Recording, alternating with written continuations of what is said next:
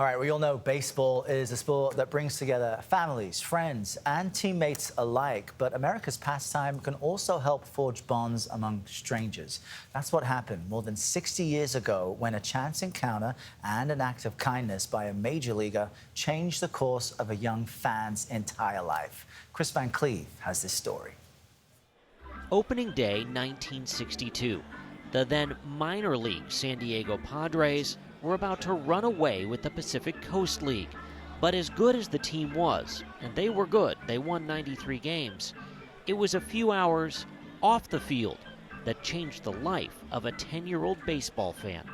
I had one skill as a Little League pitcher, and that was dusting off hard Little League batters. The safest place for them to be when I was pitching was in the dugout. Merl Ledford was that 10-year-old. His coach got him a few practice sessions with Padres pitcher Zach Monroe. He worked with me to help control that wild pitching, but more than that, just taught me a lot about how to get along that lasted my whole life. Taught you how to deal with life's curveballs, it sounds like. Mostly, it was focus on the catcher's mitt. A 10-year-old boy doesn't stay focused very well very long, but he taught me to stay focused. Sometimes you're not going to throw strikes. Shake it off. You've got a job to do. Do your job and do it the best of your ability. Something like the baseball's not going to pitch itself. 61 years later, a now successful lawyer nearing retirement, Ledford told his wife about Monroe over dinner and the lessons he believes helped him become a better student, then a better lawyer, baseball coach, and father. She said, well, I wonder if he's still around. And so she punches up his Wikipedia entry. You ought to tell him just how grateful you are for him working with you when you were a kid. He tried to find him without much luck, so he wrote to Major League Baseball for help delivering this message. Dear Mr. Monroe, caption, thank you. The skills you taught contributed to making the world a better place off the field as well. Major League Baseball hadn't been in touch with Zach Monroe in decades, but they knew he was from Peoria, Illinois, so they called the Chiefs, the minor league baseball team here. They didn't know Zach, but the GM did know another Monroe, Zach's brother. Which set up an unlikely reunion. Good to see you, fella. Good to see you, Zach. Between the Little League wild man and the pro ball player. Ledford traveled 2,000 miles from Visalia, California to central Illinois for the chance to meet Monroe, now 92, once again catching up over lunch. What did today mean to you? Oh, this is huge. This is wonderful. Just being able to thank a guy that helped me out when I was little and share with him, hey, look, you did something good.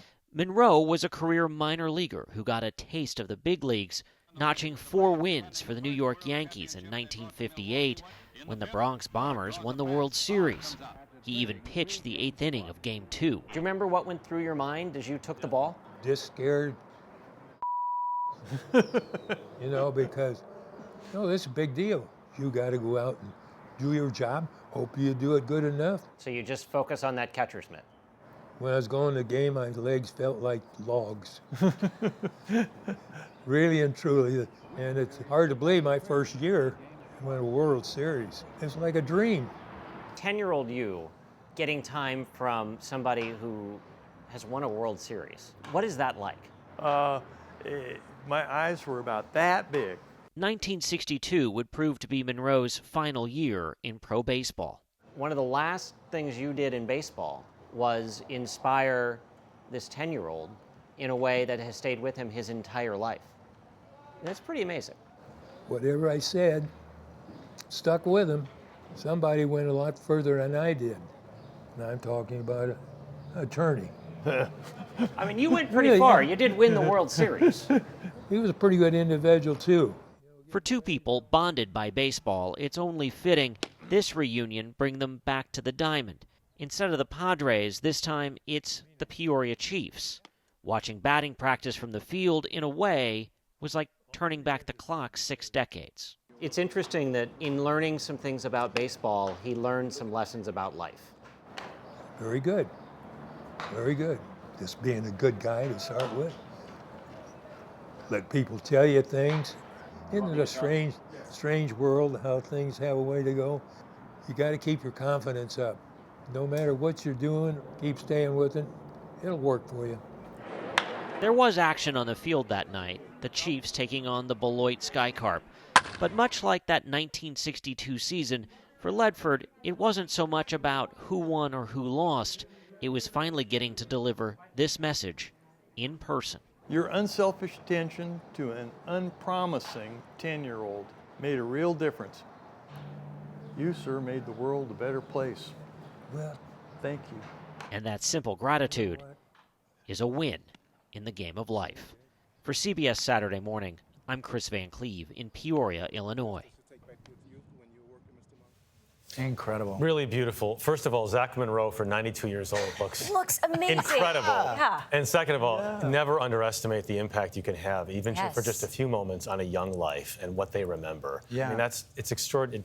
Goosebumps. Yeah, the life lessons of sports, and to have gratitude for everything you do and have along the way seems to be the key for both of them. Incredibly powerful. And the fact that he was able to go back to him and say that so many decades later. Great story, Kris. Great piece.